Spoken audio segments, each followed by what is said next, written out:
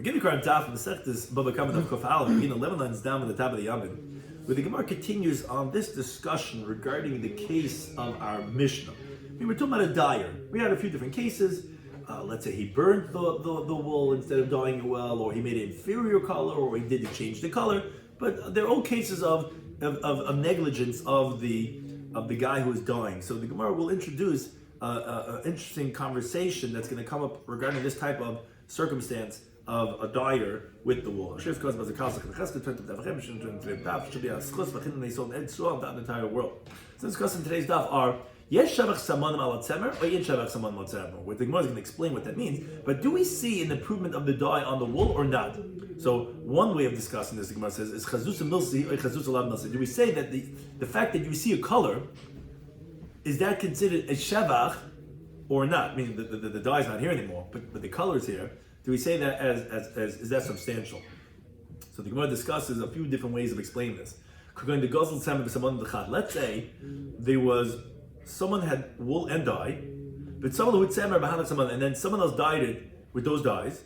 Now he gives him back the wool. Would that be considered as you giving him back the dye also or not? Or let's say it's one person's wool, one person's dye. Because a monkey comes along with and he dyes that wool, behind someone with those dyes. Now, someone else's dye is in your garment. Do we view that dye as if it's still there and then you have to give it back to him? Or do you say that no, it's not here? What do you want from me? If the monkey did it, I don't owe you anything. Some of the other points in terms of context of these daf is whether wood attains kedusha shvius.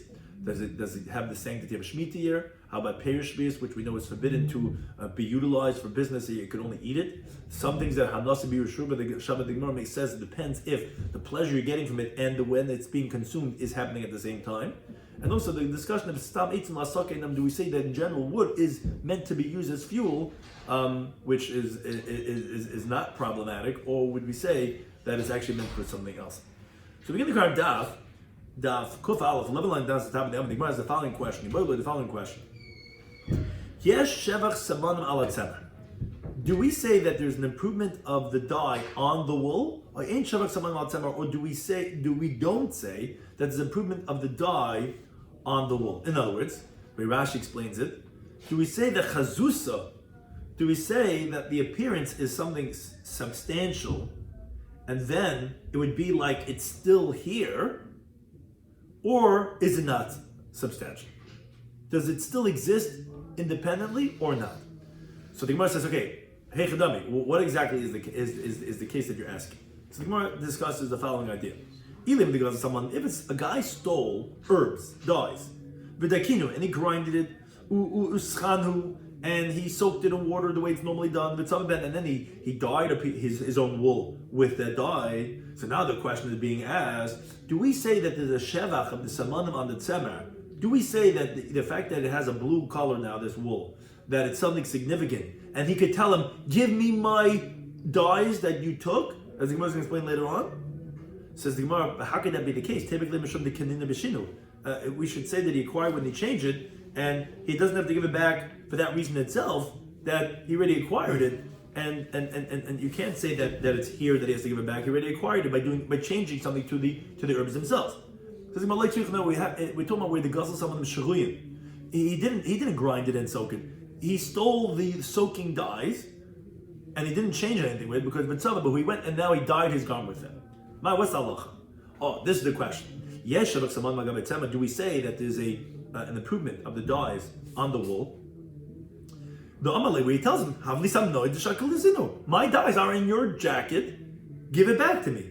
Like, no, there's no improvement of the dyes on the wool. The Amalei says, let's look up by limit. You have nothing by me. There's nothing here for me to give you. So therefore, that's the question. Do we view it here or do we not? Somebody said, I don't understand the question. The ain't shevach samam magav etzema. So okay, shkoyach. Let's say saying we don't view it as here. Chazus alav milsi. We don't say that we see the improvement of the dye here on the garment. But maybe it's something less like gabavali. Maybe could he tell me I have nothing for you? In other words, even chazus alav milsi, namely, let him tell him. How many some daf says it didn't, but you obviously stole. You ruined my dyes. You can't say, oh, what do you want me to do? What do you want me to do? You depleted it now. So what's the difference? He has to pay him anyway. So Gemara says no. So the question is the other way around. What's the question? Do we say that there is no improvement of the dyes on the wool, and therefore by Shlubele, he has to pay him? Of course, you're a mazik. You took his dye and you dyed your garment. You got to pay him. Maybe no. Yes, we see the benefit of the dyes on the wool, meaning like this. I'm like you tell him, it's here in front of you. Shaklinu, take it. So says he was Shaklinu. He should take it. But how's he supposed to take it? It's fine with detergent. Detergent will get rid of the dye, but he's not returning it to him. What are you telling him? So Elorada says the Gemara, right? That can't be the interpretation. So the Gemara says, we have to say the Gemara's question is referring to something else. Someone stole wool and dye that belonged to the same person. He went and dyed that guy's wool with his own dye. Now he's returning the guy's wool when it's dyed. So what's the question? Like this. Do you say yes, that you see the benefit of the dyes on the wool? Meaning that we say that the fact that we see the coloring, its appearance is significant. He's returning to him the dye and the wool. With this returning of the wool, he's returning the samanim too, because it's there. I see it. Maybe no. You don't see the benefit of the dye on the wool. But Samadli, he's only returning the wool. He's not returning the dye. That's the question. So Amidei said, wait a second. Typically, what does that mean? Why wouldn't it shouldn't be a problem either way, because even if he's not quote unquote returning the dye, he's returning a more expensive garment, so he's anyways compensating him. So we're talking about a case with the Zal Tziva. What happened is that colored garments had gone down in price. People were into white, whatever it was.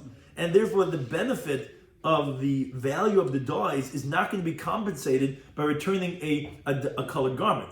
So the victim could say, I would have sold the dyes, or I would have dyed some other garment, but now you caused me a loss because you didn't increase the value of my wool by returning it a colored garment.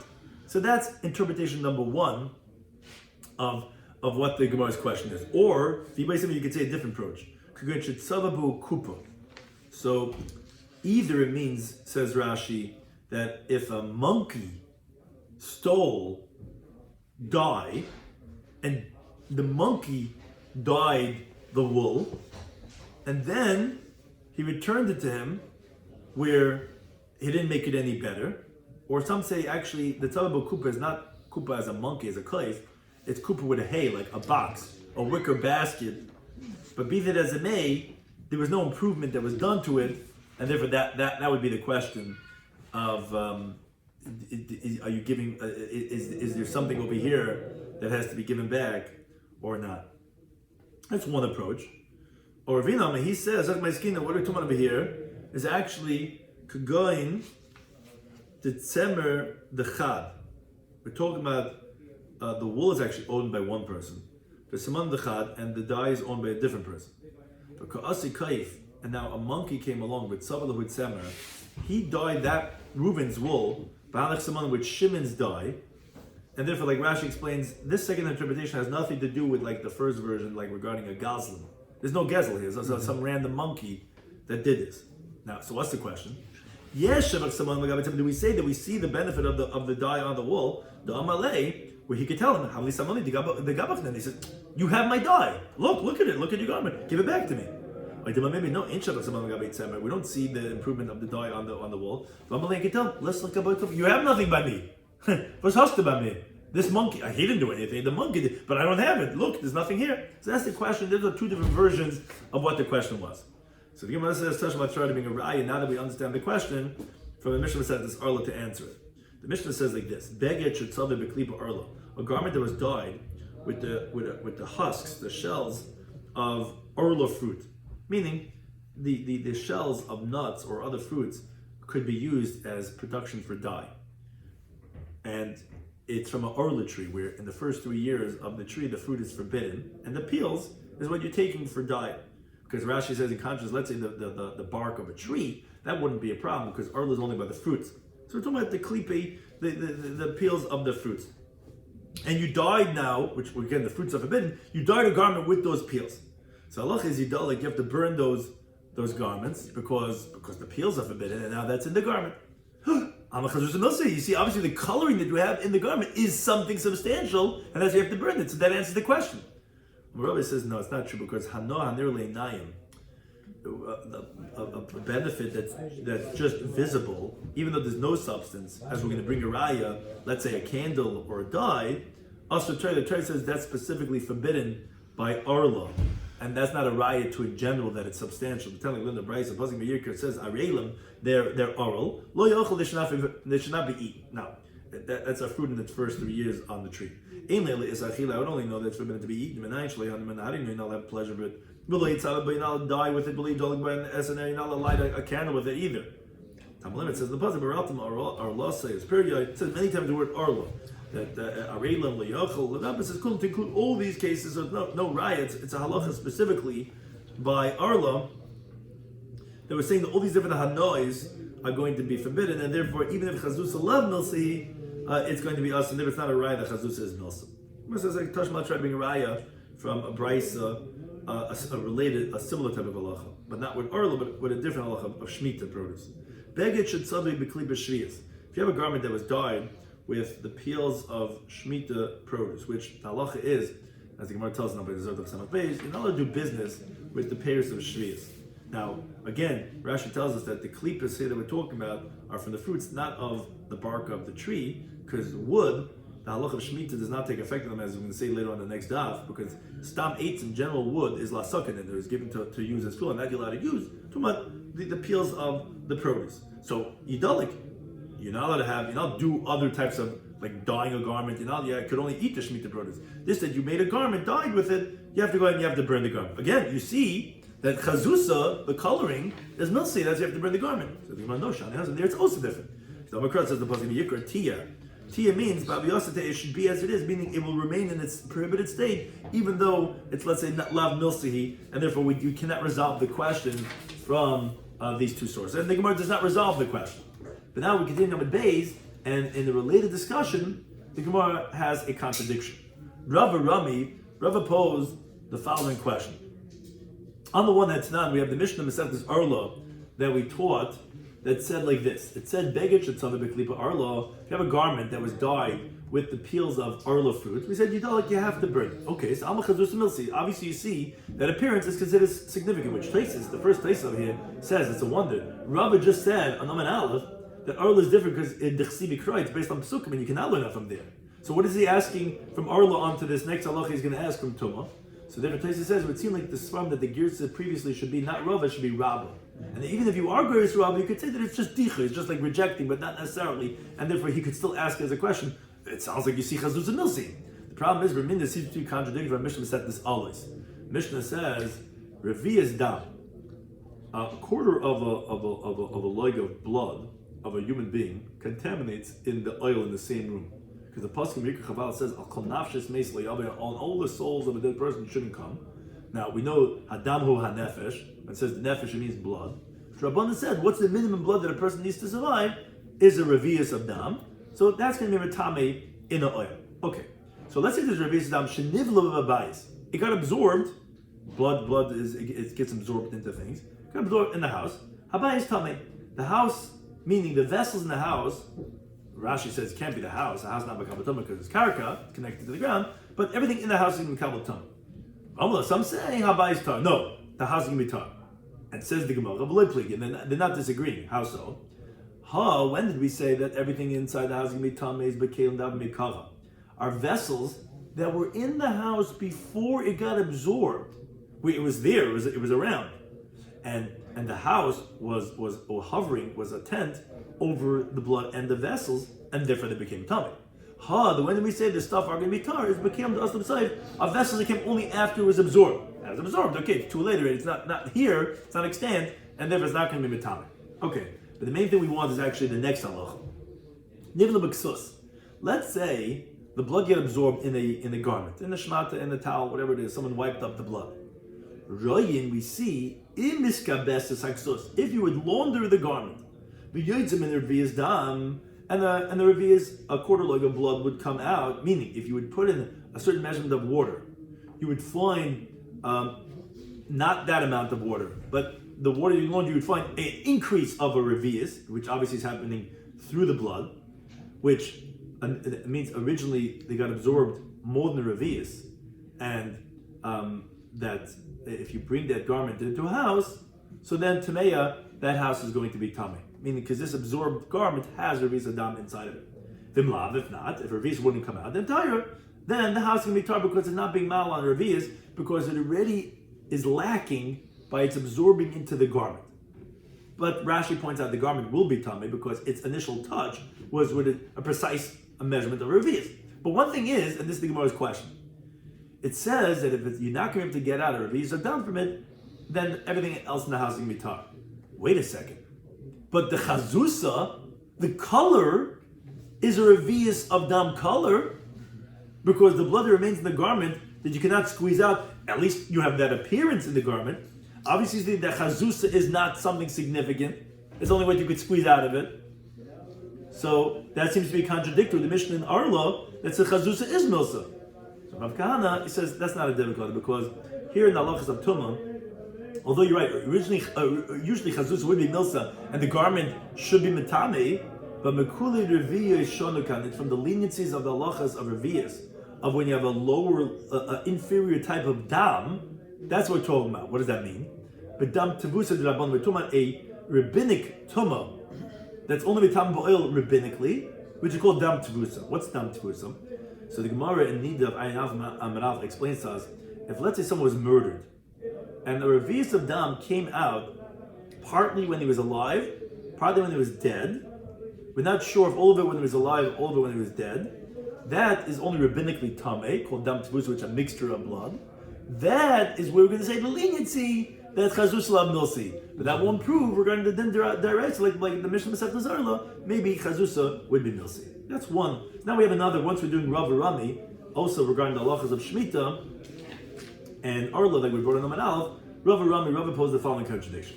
On the one hand, it's not. There's a Mishnah Masechet Shvius that says, "Mimin hatzayvim," from the different types of dyes, or sviche satim, which this is actually karkum, which is safflower, the aftergrowths of safflower, or vakaitza, or of woad, which is a type of a cabbage. Rashi says, why are we picking sviche? Why are we talking about the aftergrowths? Because it's in the Shemitah year. Shemitah year, you only have aftergrowths because you can't plant anything. But be that as it may, these types of herbs, yeshlan shvius, they have the halachic status of Shemitah, and Ludmein Shvius, and their monetary value also has the status of Shemitah, meaning that you don't do business with them, where the Torah tells you that Shemitah produce could be only la'achal, you can only eat, but you cannot do business with it, and then you cannot die with them, which that's like doing schayra, that's doing business with them. But you're allowed to go ahead and burn it, use it as fuel, let's say, before the time of beer, of getting rid of the Shemitah produce happens, because that's similar to eating, which is consuming it. Fine. Moreover, yeshlan beer, there's a halacha of getting rid of it at a certain time. With main beer, its monetary value also has, when it comes time for liquidating it, you have to get rid of it. Like it says in the pasuk of Levem Techol, which the Gemara elsewhere darshans, when there's no more of it for the wild animals in the fields, then you have to get rid of it for your domesticated animals in your house. Now, these sviche, says Rashi, these aftergrowths, are just like wood. They're not food, they're not edible things. These are things that people make dye from, whatever. But one thing you see, says Rava, obviously wood, which this is essentially they're wood, they're not food items, not edibles, that has Shemitah sanctity, as we're saying, that it has the halacha of Shemitah and beer. Now, there seems to be contradiction from the following brisa. Brisa says, Ali kanim, the leaves of reeds, the ali gefanim, and the leaves of grapevines, shegiven becheva, that you made a stockpile to store for the winter months. That's al panei hasad, that was from the field. So if lockdown lachila, if you gathered it for eating purposes, people eat grape leaves. Yes, then it's going to have the shemitah sanctity like a regular la'achla below the schar. But let's you gathered it just to use it as wood, as fuel. It's not going to have Shemitah sanctity. So it depends what your intention was. But one thing you see is that you'll be able to have pleasure from it even after this manabir, because you're gathering for the purpose of wood. Wait a second. I thought wood has kedusha shvius. How does it help if you're gathering for the purpose of wood? Mashani on that Rava answered. Amar Kra, the pasuk says in Vayikra when it talks about Shemitah, it says la'achla. It says Shemitah produce is for you to eat. Eating is something b'misha na'aseh bi'urei shavim. When you eat, the pleasure you get and its consumption is happening at the same time. So it's being destroyed at the same time you're getting pleasure. That's where the Shemitah halach applies. And that excludes wood, which it's only after they're consumed, then they become cold, and that's when you have the ikar hana. Now, Taisa points out in the Masechta Shana, he says that even though sometimes the hana and the beer happens at the same time, for example, let's say you're warming yourself up or cooking something, he says, but the ikar of wood is not for that. It's only after it becomes a coal. Like for example, to heat up an oven to bake, you don't do it and you wait till it turns into a coal. So therefore, that's why it's not going to have the lachal shemitah. But as Rashi explains, the case of the Mishnah Masechta Shvius of the dyes, when you're heating up the vat, that's when the herbs get depleted, and that's when the dye gets into the water, comes out. Your pleasure and you're depleting it are happening at the same time. Oh, so that's why the halacha shemitah is going to take effect on that. But the Gemara still has a question that says, but you have what's called oily wood, which illuminates like a torch, and people would hold it in their hands. The hana'as nabiyurim mishaven, where the pleasure and it gets used is at the same time. So why don't you say that shemitah should take effect on that? So then Rabbi says, no, stam eitzim, general, unspecific wood, la named. They usually used as fuel and not to illuminate. So therefore they're wood. And therefore initially no kedusha shvius takes effect in it.